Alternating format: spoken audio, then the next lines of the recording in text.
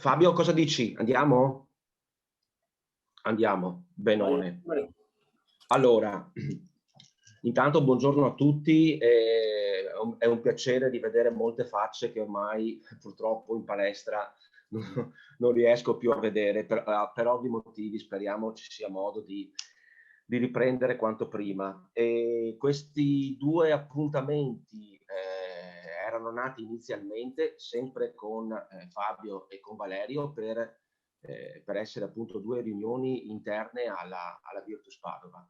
Poi la zona rossa dietro l'angolo che si stava avvicinando in maniera molto minacciosa mi ha portato a una riflessione che ho condiviso con Lamberto Morello, che è qui oltretutto oggi alla riunione, per far diventare appunto questi due appuntamenti, queste due chiacchierate, degli appuntamenti aperti a tutti quelli a cui faceva piacere partecipare. E appunto, visto che è qui Lamberto, lo ringrazio ancora per la disponibilità, per l'impegno che ci ha messo, e ovviamente FIP Veneto per averci aiutato in maniera così importante nel fare pubblicità, e mi fa veramente piacere vedere così tante persone oggi. Vi ricordo appunto, ma avete già avuto qualche info, che sabato prossimo, sempre alla stessa ora, sempre su questo canale, ci sarà forse Valerio. In ogni caso il motivo della sua eventuale assenza sarà il motivo più bello del mondo, direi io, e quindi sarà eventualmente giustificato, ma non perdiamoci d'animo. Mai che vada cambio l'argomento in gestione dello stress. Esattamente, in gestione, esattamente. Eh, allattamento prime conoscenze potresti fare. E così, e quindi appunto abbiamo individuato queste due giornate. La seconda, quella con Valerio, per parlare un pochino di più dell'aspetto tecnico, ma anche no, visto che, come ben sapete, abbiamo ben poco di cui parlare in questo momento delle attività nostre sul campo, mentre quella di oggi con Fabio della gestione appunto di una società mini basket durante la pandemia, che purtroppo si sta prolungando in maniera molto importante. Io prima di lasciare la parola a Fabio vi chiedo, vabbè, intanto di spegnere i microfoni, ma mi pare che già tutti quanti siate a posto. Poi, se avete domande, solo per comodità, scrivetele magari direttamente a me, e così poi io poi le giro a Fabio, perché siamo un bel numero, e se andiamo ad alzata di mano o parlando rischiamo magari di fare confusione. Ok? Bene, grazie ancora a tutti e Fabio, buon lavoro. Grazie, allora buongiorno a tutti. Io sono stato, diciamo, il responsabile regionale per i primi 4 anni, quindi dal 2017 al 2021. Adesso si è rinnovato il Consiglio regionale e mi hanno dato mandato per altri 4 anni. Insomma, speriamo che la cosa faccia piacere a voi. A me fa piacere, perché cercherò di aiutare il mondo del mini basket, anche se in questo periodo qua, diciamo, è molto molto difficile. Mauro, tu dici come si gestisce in questo periodo qua una società mini basket? Tutto chiuso, basta, finito. Sarebbe già finita la discussione. Invece cerchiamo di capire un attimo, anche in base alle domande che mi sono arrivate in questo periodo qui, non solo, di capire un attimo quello che si può fare e quello che si potrà andare a fare da qui in avanti. Allora, faccio un attimo una piccola premessa, perché tra le domande che mi arrivano spesso è: non riesco diciamo, a iscrivere i bambini del mini basket sulla mia società. Allora, prima di tutto, come sapete, per iscrivere i bambini su una società bisogna che la società sia abilitata a fare il mini basket. Quindi all'interno della dirigenza scegliere chi come dirigente farà da dirigente responsabile del mini basket. Scelto quello, viene scelto l'istruttore responsabile, E da quel momento in poi, diciamo, la società, quando l'istruttore responsabile accetterà l'incarico che gli viene dato dal dirigente, da quel momento lì la società potrà nella società, diciamo, nella FIP online della società verrà aperta, diciamo, la procedura di abilitazione al mini basket. Quindi da quel momento potrà iscrivere sia gli istruttori col mini tesseramento gare che iscrivere i mini atleti. Allora, cosa ha fatto la FIP in questo periodo qui di pandemia, quello che è iniziato l'anno scorso, diciamo a febbraio dell'anno scorso? Intanto per quest'anno ha tolto il pagamento delle quote di iscrizione di tutti i bambini. Quindi tutti i bambini vengono iscritti gratuitamente alla società, naturalmente quelli che veramente partecipano, e questa iscrizione prevede che siano anche assicurati. Assicurazione che è prevista rimanere in essere fino al 30 settembre del 2021. Quindi questa è una cosa importante perché molti chiedono, l'assicurazione diciamo, copre tutto quanto l'anno sportivo più tutta l'estate fino al 30 settembre 2021. Quindi fino al 30 settembre tutti i bambini sono coperti dall'assicurazione, non solo i bambini, ma naturalmente anche gli istruttori e come loro anche tutti i corsisti. Altra cosa che ha fatto diciamo, la FIP a livello nazionale è togliere via tutto quanto quello che riguardava diciamo, gli aggiornamenti per gli istruttori. Quindi in quest'anno e probabilmente anche il prossimo, tutti quanti gli aggiornamenti sono sospesi, quindi non serve fare gli aggiornamenti per poter mantenere la tessera in essere. Questa è un'altra cosa importante. Altra cosa che ha fatto, diciamo, ha ridotto del 10% le quote per gli istruttori e ha lasciato il tempo senza nessuna mora fino al 30 di novembre del 2020. Adesso diciamo già oltre a quel periodo lì comunque si paga per rinnovare la tessera si paga di più. Altre cose, tutti quanti i corsi diciamo dei nuovi istruttori, anche i corsi tra il primo e il secondo anno sono per il momento sospesi perché anche quelli rimangono sospesi per quanto riguarda tutto quanto l'aggiornamento e anche proprio i nuovi corsi perché sono previste, è stata fatta una variazione diciamo sul protocollo di come saranno fatti i prossimi corsi, con una parte che sarà prevista online, quindi tramite webinar o altre piattaforme, e dopo però c'è sempre una seconda parte, quella pratica che è prevista in palestra e quella purtroppo per fortuna nessuno vuole rinunciare perché è la cosa più importante, quella di saper gestire i bambini all'interno di una palestra. Infatti noi come istruttori diciamo il compito è molto più importante che non quello di un allenatore perché andiamo a formare un'età che è molto delicata. Altra cosa, diciamo che molti chiedono in questo periodo, scusate, partiamo da una cosa diversa. Allora, hanno dato l'autorizzazione, la FIPA ha dato l'autorizzazione a poter continuare i campionati che siano di interesse nazionale. Allora, i campionati di interesse nazionale sono tutti i campionati, la FIPA ha previsto che siano tutti i campionati dall'Under 13 in su, quindi tutti diciamo i bambini dal 2008 in su. E noi del mini basket sappiamo che possiamo far giocare i bambini, fino all'anno scorso potevamo far giocare solo i bambini maschi, diciamo del 2009, quindi gli esordienti potevano giocare con l'Under 13. Quest'anno hanno aggiunto una deroga per quanto riguarda i 2010, quindi secondo anno Aquilotti possono essere compresi anche questi, possono essere inseriti all'interno del gruppo Under 13. Per fare questo però sapete che i bambini del 2009-2010 mini basket devono avere un tesseramento particolare che si chiama tesseramento Under. Prima era solo per il 2009, adesso è stato esteso anche per il 2010.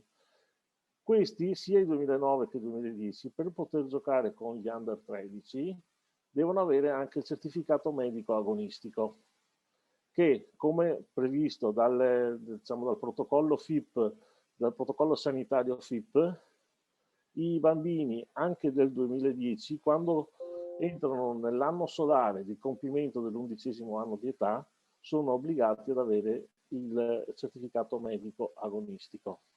Quindi non quando compiono l'11° anno, ma quando entrano nell'anno solare dell'11° anno di età.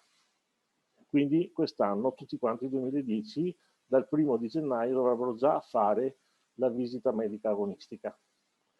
Questo era già previsto per le bambine, quindi per le bambine non è cambiato nulla. Le bambine 2009-2010 già potevano giocare con l'Under 13, mentre, come abbiamo detto, da pochi mesi a sta parte, anche i bambini maschi 2009-2010 possono fare campionato Under 13. Allora, abbiamo detto prima, le cose importanti per poter giocare e quindi potersi allenare in palestra, i 2009-2010 devono avere il tesseramento fatto come under, che è diverso dal tesseramento fatto come mini basket, diciamo prevede della documentazione in più e va messo su FIP online, più la visita medica agonistica. Detto questo, tutto quanto quello che riguarda, diciamo, dal 2011 in giù, quindi tutti i bambini più piccoli, tutti i 5 anni che prevede l'altra parte del mini basket, è tutto fermo, non tanto per quanto riguarda il regolamento FIP, ma per quanto riguarda proprio il DPCM, in quanto il DPCM prevede che tutto quello che non è diciamo sport a livello agonistico e quindi anche a livello a interesse nazionale non può essere fatto. Quindi anche il discorso di giocare all'aperto, cosa diciamo, se una cosa viene fatta a livello mini basket, diciamo il mini basket è completamente fermo fino a che non verranno fuori nuove disposizioni. Diciamo che avevano provato col torneo a livello nazionale per quanto riguarda il trofeo del centenario a inserire dentro anche il mini basket su questo, però c'è sempre l'inghippo di dire che i bambini sotto gli 11 anni non possono avere il certificato medico agonistico, che è una cosa, diciamo, basilare per potersi allenare come formazione di interesse nazionale. E questo non c'è ancora. Cosa dire per quanto riguarda le società? Speriamo che la cosa si risolva, perlomeno riusciamo a uscirne leggermente da questa situazione che è veramente critica.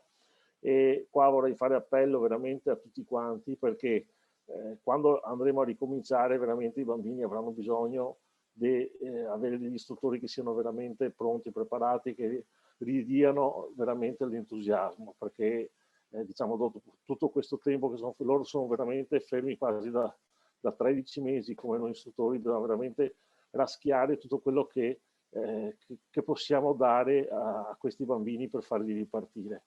Un'altra cosa che c'è, che diciamo la federazione ha messo in campo in questo periodo per quanto riguarda gli istruttori, in questo caso, è l'officina delle idee, che è stata già approvata nel Consiglio, diciamo, nazionale, quello del 29 di gennaio, dove diciamo, si possono formare dei team di istruttori, da un minimo di 5 a un massimo di 12, che decidono di approfondire e proporre dei nuovi aspetti, e questo team, diciamo, basta che faccia comunicazione al settore mini basket, quindi nazionale, che aderisce a questo progetto dell'Officina delle Idee, e con questo verranno concordati degli incontri assieme allo staff tecnico nazionale, naturalmente fatti online, dove potranno diciamo, sviluppare appunto queste nuove idee, delle competenze ulteriori, degli obiettivi, degli strumenti che siano adeguati, anche che possono valere per la ripartenza, diciamo, di quando si riuscirà a ritornare in campo. Altre cose, non so, Mauro, se ci sono domande o cosa, se adesso volete. Ma, per adesso non ho ricevuto nessuna domanda, né qui. Scusa Mauro, un'altra sì, cosa prego, che dire, che è sempre una delle domande che è arrivata. Allora, siccome abbiamo detto che i 2009-2010 possono giocare in campionati under 13, però non sempre tutti hanno la possibilità di avere una squadra under 13 sì. Per poterli fare giocare. Allora, cosa succede? Se vogliamo mettere assieme questi ragazzi, diciamo, questi bambini, dovremo fare dei mini prestiti. Come si fanno i mini prestiti? Quando una società è abilitata al mini basket si può fare, diciamo, il preludio per fare un mini prestito, quindi per mandare a giocare i nostri bambini da un'altra parte, è quello che la società che fa il campionato Under 13 faccia una richiesta di mini satellitismo verso la società che ha i bambini del mini basket. Una volta fatto il mini satellitismo, quelli che hanno i bambini possono fare il mini prestito verso questa società a cui sono collegati. Naturalmente questo può essere fatto su un massimo di 3 società diverse, perché questo erano i vecchi, diciamo, campionati tipo Under 13, Under 14 che c'erano prima, quindi Under 13 maschile, Under 13 femminile e Under 14 femminile, anche se adesso si potrebbe fare anche diciamo che l'Under 13 maschile è solo quella che prevede, diciamo, i 2010 che possono giocare. Quindi sono sempre 3 le società collegate. Se si ricomincerà, anche si spera, perché dopo Pasqua si spera di poter fare o organizzare perlomeno dei tornei che siano anche dei 3 contro 3, che siano, però cercare di far rinascere il movimento, specialmente nel mondo del mini basket. Adesso parola se avete domande o altre cose da chiedere. Io sono qui in attesa di vedere se qualcuno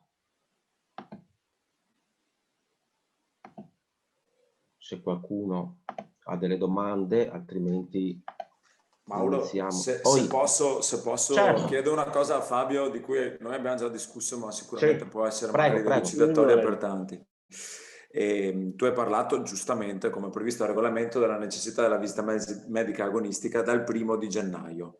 Questo ovviamente è un gap del sistema e noi lo sappiamo bene. Quali sono le opportunità che possono avere le società o i genitori per risolvere questo gap? E quindi anticipando la visita o in qualche maniera o per non pagarne 2, e se si sta a livello federale cercando di costruire una soluzione a questa diseguaglianza, a questa disallineazione tra anno solare e anno sportivo. Allora, diciamo che a livello federale la cosa loro l'hanno impostata così ed è così e basta, secondo il mini basket nazionale. Diciamo che l'unica cosa che si può fare, che ho visto anch'io, l'unica cosa pratica veramente da fare, è che se uno comunque quando fa nell'anno quelli del 2010, diciamo, quelli dell'11, quando iniziano a settembre, invece di fargli fare una visita medica sportiva normale e magari mettersi d'accordo con qualche centro che faccia anche le visite mediche agonistiche, che facciano già la visita medica agonistica per questi bambini qua già a settembre, che poi venga trasformata a gennaio in visita agonistica. Quindi è solo un discorso di fare già gli esami di un certo tipo, poi quando è gennaio trasformare la carta, cioè la burocrazia, diciamo, in visita agonistica, perché comunque adesso sapete che per quanto riguarda la visita agonistica, i centri che fanno la visita agonistica sono poi loro che presentano la documentazione all'ASL per poter essere timbrata e diventare effettivamente visita agonistica. Ci sono dei centri che lo fanno, magari naturalmente espando a tutti quanti il discorso di andare a sentire questi centri e mettersi un attimo d'accordo, così almeno pagano una visita solo, come hai detto tu, invece di gravare con la seconda visita. Sì, scusa Fabio se intervengo, ma su questo punto c'è la problematica che attraverso l'ASL le famiglie non pagano la visita agonistica. Certo, però comunque sia, se loro la fanno a settembre la pagherebbero. La pagherebbero, certo, l'ASL non anticipa, no, volevo solo... Se no, l'ASL non anticipa, l'ASL no, io ho detto centri privati. L'ASL non anticipa no, in nessun modo, e neanche... perché sono talmente oberati che non possono anticipare le visite. Poi in questo Quindi periodo qua ancora meno. è da chiarire ai genitori anche questa cosa, se si parla con i genitori, credo, cioè di dire... Sì. Se andate all'ASL avete la possibilità di fare l'agonistica gratuitamente, però sappiate che la visita precedente non agonistica è valida fino al 1° gennaio. Esatto. E all'ASL chissà quando trovate spazio. Se volete accelerare i tempi fate a pagamento in questo modo qui, risparmiando, chiedendo l'anticipo. Esatto, sì. Qualche centro lo fa, non tutti naturalmente, perché dicono che sotto, però cioè, cambia poco, cioè, tra quella agonistica e non agonistica. Diciamo che quella non agonistica, comunque, se uno va dal pediatra a farsi fare il certificato, comunque il pediatra richiede sempre un elettrocardiogramma, quindi c'è il costo del certificato del medico e dell'elettrocardiogramma. Quindi facendo il totale, uno va su un centro che fa tutto, bene o male, insomma, il costo rimane quello, e comunque sia quello che copre fino al 31 dicembre sarebbe a pagamento, dopo sarebbe gratuita l'ASL, però se ci sono questi centri che ne fanno una, diciamo, sì, bisognerebbe appunto informarsi da parte delle società, informarsi se ci sono questi centri e cercare di fare questa cosa in questo modo qui, insomma, per evitare un doppio pagamento.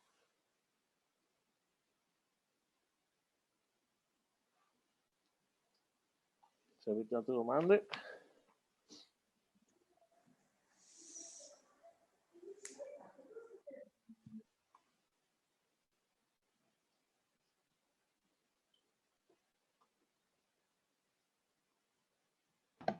Allora, Fabio, sì, vedo che sono... hai letto? Sì, letto io. in Allora, caso di... Prego. In caso di attività all'aperto, la FIP, diciamo, l'assicurazione FIP prevede anche tutto quello che riguarda l'attività del mini basket, l'assicurazione FIP copre. Il problema è che, come si era detto, se qualcuno fa qualcosa all'aperto in questo momento, non è la FIP che non copre, è il DPCM che prevede che non sia possibile fare niente all'aperto. È diverso. Quindi non è la FIP, l'assicurazione che non copre, l'assicurazione FIP copre tutte le attività che sono previste all'interno del mini basket. Però se uno in questo momento fa mini basket all'aperto, l'attività del mini basket è ferma, quindi comunque sia, diciamo, quella non è previsto sull'assicurazione FIP. Quindi è una cosa, cioè, non è la FIP che vieta di fare mini basket in questo momento, ma è il DPCM che vieta di fare allenamenti all'aperto, cioè, nel senso che se uno vuole fare un'attività che comunque non è mini basket, quello è una cosa a parte, cioè, nel senso che lo fa lui, lo fa di propria, sotto la propria responsabilità, semplicemente questo.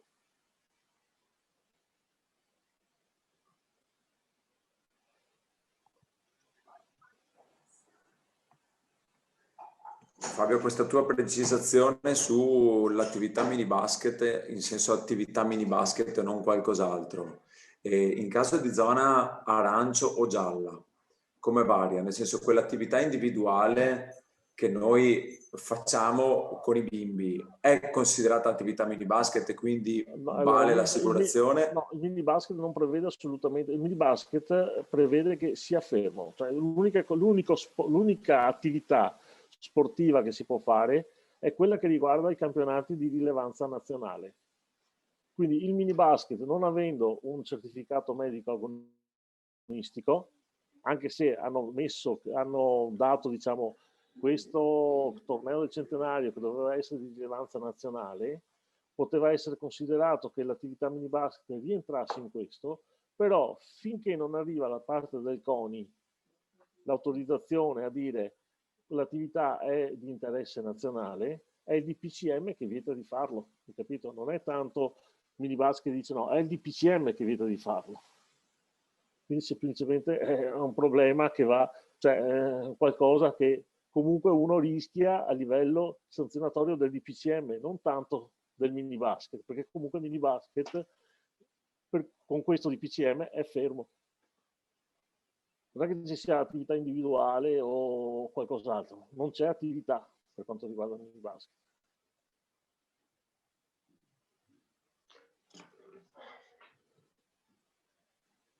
Stai leggendo la domanda, Fabio, Sì, di Arcine? La leggiamo tutti perché è diretta a tutti, quindi... Allora, per quanto riguarda le iniziative, sicuramente si cercherà di, come iniziativa, come quello che era stato anche già pensato per quest'anno, era quello di cercare di non mettere dei paletti per quanto riguarda le età, se si fanno dei mini tornei, delle cose, ma cercare di espandere il più possibile in modo da poter, diciamo, superare questo momento. Se lo sforzo è uno sforzo che, parlate a livello economico, diciamo, probabilmente qualcosa ci sarà, però per il momento a livello economico, per quanto riguarda il discorso dal FIP nazionale verso il mondo minibasket, più di quello che c'è stato quest'anno, di togliere via le quote delle iscrizioni di tutti i bambini, diciamo, la minore introito che c'è stato, per adesso non ci sono altre novità. Se ci saranno, ben vengano. Noi stiamo cercando di insistere veramente perché si possa riprendere nel migliore dei modi. Anche a livello regionale, anche con Roberto, stiamo cercando, c'è qua anche Lamberto, diciamo, che è il consigliere regionale, diciamo, per il mini basket, cercheremo di fare il possibile se ci sono i fondi e se ci sono le possibilità di fare il più possibile. Ecco, questo sicuramente. Diciamo, lo sforzo anche da parte nostra ci sarà, come penso da parte di tutti. Sì, giusto per concludere questa tua risposta, Fabio, anzi per aggiungere qualcosa, con lo stesso Lamberto ci eravamo trovati appunto con lo staff tecnico regionale, forse addirittura a ottobre o novembre, Lamberto, vero? Ricordo più o meno, sì. Avevamo già ipotizzato alcune strade da intraprendere in caso di ripartenza a gennaio, cosa che però purtroppo poi non è avvenuta. Posso chiedere una cosa? Sì, Marco, vai. Sì, avete avuto casi e occasioni di valutare anche in ragazzini del 2009, 8 e 10 il return to play dopo la positività? Allora, io l'ho avuto non su ragazzini del 2009-2010, però l'ho avuto su dei ragazzini più grandi. Quindi il discorso che comunque sia, allora, devono rifare la visita medica agonistica quando sono stati positivi, e tra l'ultima negatività, tra la prima negatività e la visita medico agonistica sportiva, diciamo, deve passare almeno un mese, e dopo devono rifarla solo presso le ASL, non sui centri privati. Sì, allora, secondo me c'è un po' di confusione. Innanzitutto i giorni, cioè i 30 giorni sono solo raccomandati. Se andiamo a leggere il documento dell'Istituto Superiore di Sanità, raccomanda, dopodiché in caso di giocatori di interesse nazionale e così via, in base al medico, può essere accorciato. Questo è un problema. Per quanto riguarda poi le ASL, ok, il problema dei diversi tipi di sintomaticità rispetto al Covid, dove c'è l'ecocardiogramma, ci sono altre cose. Cioè, i tempi diventano... Fanno un esame di tipo diverso in base alle sintomatologie che hanno avuto durante Sì, il problema è che i tempi diventano lunghissimi. E ci sono... il discorso di farlo presso le ASL è una novità, perché non lo sapevo, bisogna farlo solo lì, perché alcuni dei miei ragazzi sono affidati dei centri privati, e questi sono dati disponibili a rifare anche la visita, alle loro condizioni però, per cui oltre a tempi anche costi importanti per le famiglie. Adesso la federazione ha valutato questa cosa, ne parlano, c'è qualche sistema per aiutare le famiglie? Ma allora, per il momento no, come abbiamo detto, a livello di queste qua, a livello di quello che riguarda la parte sanitaria, non c'è per nulla a livello nazionale nessun aiuto. No, beh, Friuli qualcosa ha fatto, almeno è uscito un documento dove per esempio hanno detto che le visite di Return to Play sono gratuite in tutto, sia gli esami, tutto quanto. C'è un documento che gira su FIP Friuli che indica questa cosa qua. Ti dico, guarda Marco, adesso mi faccio carico di provare a sentire se c'è qualcosa anche noi, anche perché ti dico, anche col Friuli noi siamo spesso in contatto per tutte le cose, quindi provare a sentire se anche qui si può diciamo utilizzare lo stesso metodo, quello sì. Me lo segno e provo a sentire Lamberto, proviamo a sentire anche Roberto su questa cosa qua, se è vero, diciamo che c'è. Intanto comunque vi correggo un attimo, scusami Vic, Ho sotto mano il protocollo parla di gli esami vanno eseguiti non prima che siano trascorsi 30 giorni, quindi non è una raccomandazione ma è un obbligo. All'inizio del documento è indicato che sono raccomandazioni. Cioè, gli atleti di Serie A come fanno? Hanno un protocollo urgenza per i campionati nazionali. È un altro protocollo. Anche i nostri ragazzi sono interesse nazionale. Sì. Professionisti però.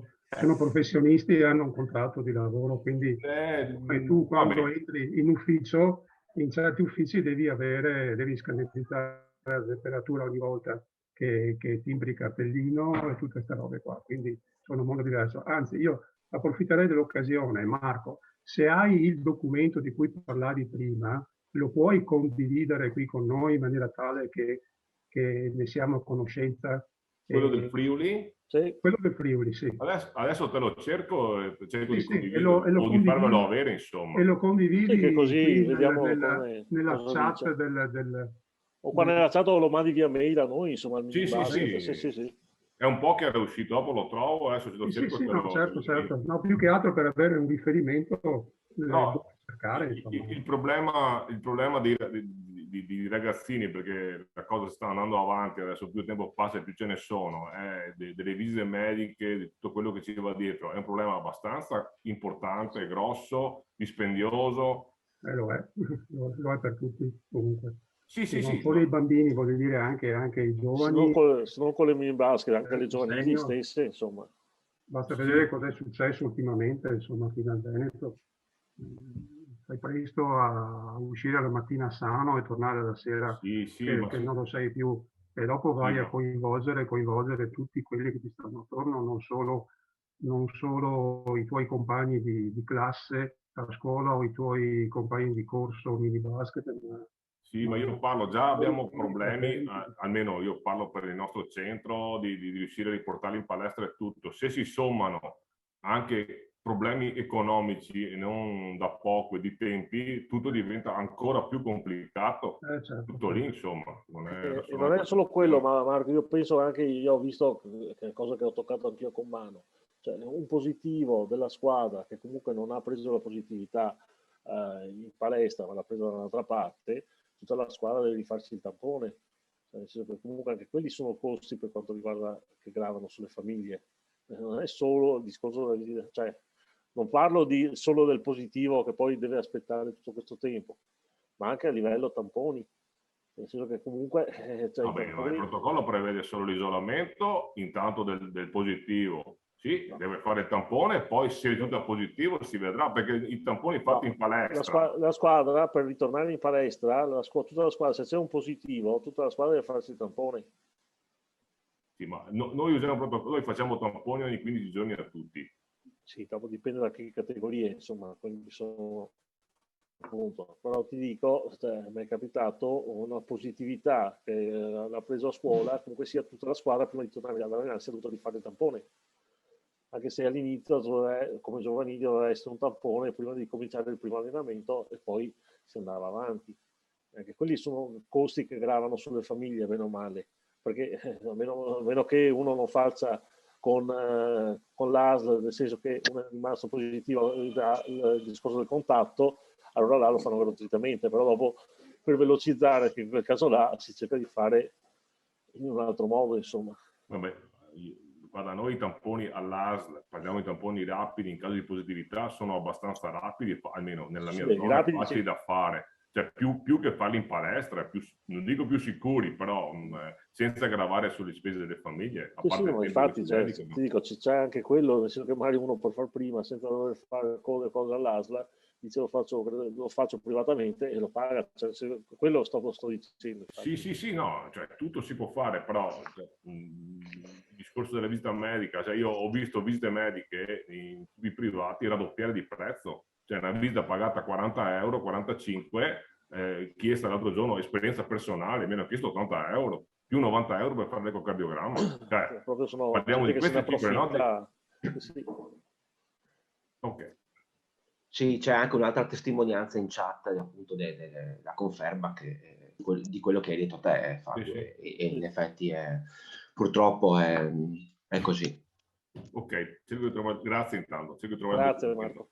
Ok, qualcun altro che vuole intervenire, ha delle domande da fare? Maurizio?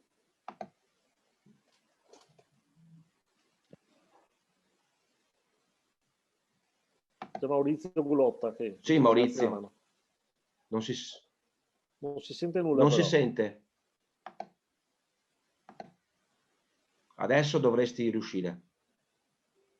Non si sente. No, non si sente. Scrivi? No. Scrivi in chat. Scrivi in chat.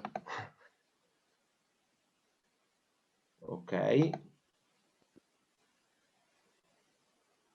Sì, sta scrivendo. Mi sembra di sì. Sì, in ogni caso Fabio, giusto per fare una riflessione, aspettando che Maurizio faccia la domanda, c'è stata un bel po', e c'è tuttora un bel po' di classica confusione italiana nella gestione anche dei protocolli, perché le comunicazioni... Perché è uscito comunque il protocollo mini basket, quando comunque era uguale a quello di ottobre. Comunque esatto, e molte persone sbagliando, perché purtroppo in epoca di social si leggono le prime 3 righe, neanche 2 righe, e si prendono già le conclusioni, si va già alle conclusioni. Molti stavano per iniziare, o addirittura hanno iniziato perché hanno visto il protocollo, però anch'io ero convinto che si potesse ricominciare. Sì, ti ricordi che ci siamo confrontati il giorno dopo, però ero uno di quelli che diciamo che sperava che quello avesse risolto il tutto. Eri anche tu un illuso della ripartenza. Allora Maurizio, lo leggete tutti, il problema dei 30 giorni era emerso anche negli incontri per la C, vi giro un documento, grazie Maurizio, grazie, che in nota rimanda ad una circolare di medicina dello sport che dà facoltà al medico di anticipare a 15 giorni. Grazie. Ok, grazie. Sì, comunque Marco, per quanto riguarda gli atleti di Serie A che ritornano a giocare prima di un mese, purtroppo ha ragione Lamberto, nel senso che sono effettivamente giocatori di interesse nazionale come lo sono i tuoi under 13, però sono dei professionisti e quindi hanno delle corsie, chiamiamole preferenziali. No, avranno anche dei contratti, credo che prevedano. Sì, in questo senso. Fare quello che vogliono. Sì, in questo senso. Non che fa... Esatto. Se leggiamo i documenti, però non è così. Può fare quello che vuole. Il discorso in realtà sulle visite mediche che esulano dalla federazione e su cui noi abbiamo un potere nullo, limitato sarebbe troppo concessivo, è che comunque è un medico che si deve prendere la responsabilità. Quindi se io trovo un medico che si prende la responsabilità di rimettere in campo il mio ragazzino di 11 anni, probabilmente non ci sono problemi, perché io come società ho solo il dovere di avere un'attestazione, al registro. Quindi se il medico mi fa l'attestazione, mi fa sto certificato, io burocraticamente a livello di penale, mettiamola così, sono a posto. Il problema è che non trovi medici che ti fanno un'accelerazione drastica di 30 giorni per un ragazzino di 11 anni. Tutto là.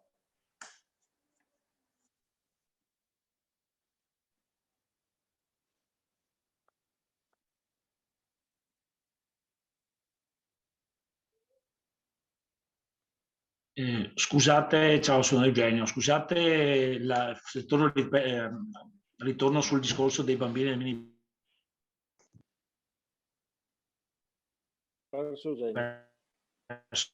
Qualcosa. Eugenio, non ti sentiamo più. Che abbiamo perso.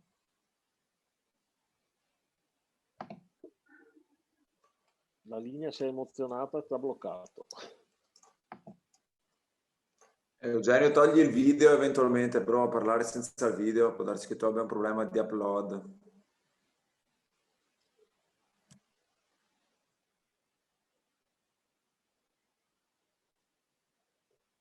Niente, non abbiamo soluzioni.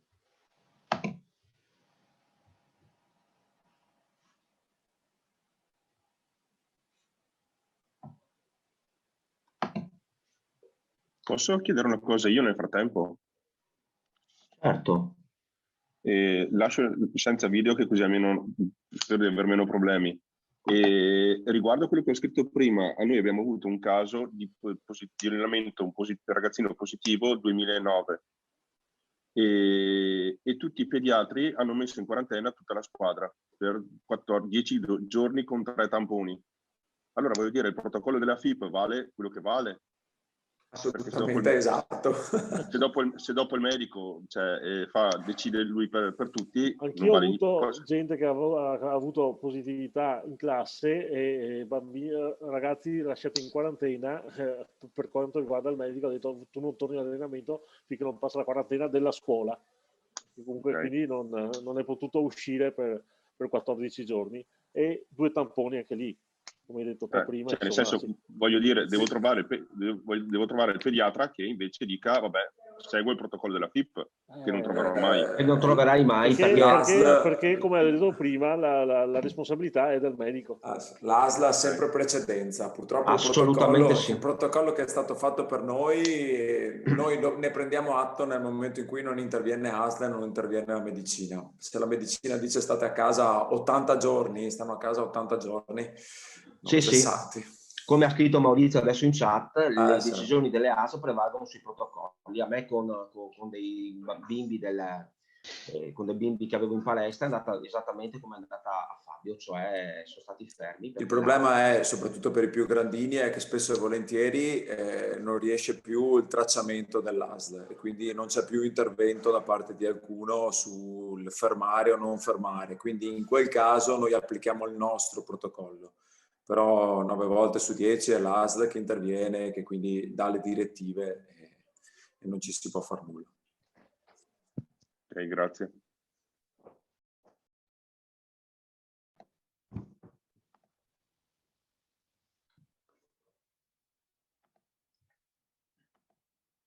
Eravamo rimasti ad Eugenio, giusto? Che però probabilmente si sta ricommettendo perché è scomparso. Abbiamo perso anche visivamente. Sta rientrando ora Eugenio. Okay. Dalla regia. Eccolo qua. Ci sei, Eugenio? Sì, eccomi qua. Mi sentite? Sì, adesso sì. Rifai completamente la domanda perché ti abbiamo perso del tutto. Allora, sì, no, volevo ritornare al discorso dei bambini dai 6 agli 11 anni, cioè diciamo dal 2011 in giù. Allora, da quello che ho capito, se noi gli facciamo fare un certificato medico di attività agonistica, in teoria questi potrebbero fare attività all'aperto individuale, con una distanza di 2 metri l'uno dall'altro, anche se facciamo attività di squadra. Nel senso, cioè, no, non è così? No, non è così. Cioè, non è perché, se il CONI accetta il protocollo, quello là che è stato messo, allora facendo il certificato medico agonistico possono farlo. Ma siccome il CONI non l'ha accettato, ok, e qui basket non lo ha ancora accettato. Non l'ha ancora accettato. Chiaro, speriamo. Se invece io faccio attività motoria all'aperto, non diventa più mini basket, per cui se io mi faccio un'assicurazione personale ai ragazzi posso farla. Quella sì, è responsabilità tua, cioè nel senso che uno può fare. L'attività motoria è prevista, però non è previsto il mini basket. L'attività motoria è prevista, ma non il mini basket. Fabio, noi, la Federazione Pallacanestro non è una cosa del mini basket, ecco. Fa solo mini basket, quindi ognuno è libero di fare quello che vuole. Sarà del presidente della società che si assumerà la responsabilità nel caso in cui succeda qualcosa, e quindi si assumerà, diciamo, tutte la casistica che prevede il fatto che ci sia qualche caso positivo. Chiaro. Va bene, grazie. Andiamo, Mele? Sì. Dove? Poi? Qualcun altro che vuole intervenire, che ha delle domande, che ha qualcosa da chiedere?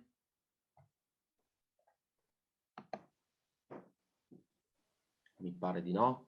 Fabio, volevi aggiungere qualcosa? No, cerchiamo, come abbiamo detto prima, cerchiamo insomma, se si riparte, di metterci veramente di impegno per cercare di coinvolgere i bambini il più possibile, perché sono quelli che secondo me hanno perso completamente gli stimoli e dobbiamo essere noi istruttori veramente bravi a ricoinvolgerli sul nostro mondo del mini basket, insomma, con la nostra passione cercare di coinvolgerli il più possibile e cercare in tutti i modi e in tutti i luoghi di riprendere a fare mini basket, quindi campetti all'aperto, tutto quanto quello che si faceva una volta, dove si possa riappassionare questi bambini per il nostro sport che è il mini basket, insomma.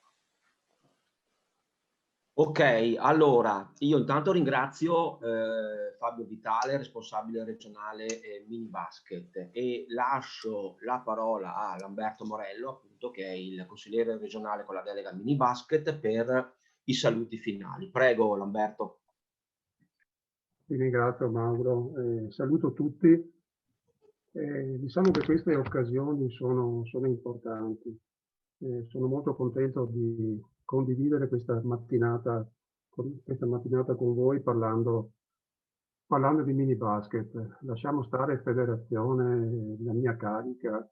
Io adesso mi sento parte di voi, nel senso, ricoprendo pure una carica di presidente di società e avendo anche una tessera di istruttore mini basket, mi sento più partecipe di questa riunione. Quello che volevo dire, al di là che portare i saluti comunque del comitato che comunque è vicino sempre a queste iniziative fatte da Mauro attraverso la società di FUS Padova, io spero che questa sia un'occasione, la prima delle tante occasioni che avremo di condividere le nostre idee in maniera semplice, lineare e senza paura anche di dire cose ovvie o di fare domande che sono già state a cui è già stata data risposta. Io credo che da adesso in poi dovremmo cambiare modo di vedere, di fare l'attività di basket, di pallacanestro, soprattutto il mini basket. Il mini basket secondo me sta diventando la cosa più importante che noi abbiamo. Dobbiamo curare molto questo settore perché, come ripeto quello che avevo già detto un paio di mesi fa, per me questo è il futuro della pallacanestro in provincia, in regione e anche a livello nazionale.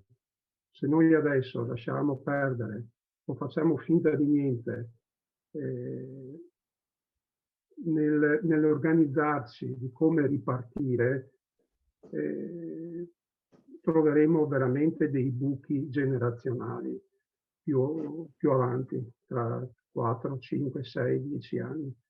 E mi ripeto ancora dicendo che quello che noi stiamo facendo adesso, ossia capire come ripartire, non sarà solo un bene che faremo all'atleta, non è che tutti quanti i bambini che fanno adesso mini basket o che lo faranno tra un mese, 2 mesi, quando potremo ricominciare, diventeranno degli atleti di Serie A o da NBA.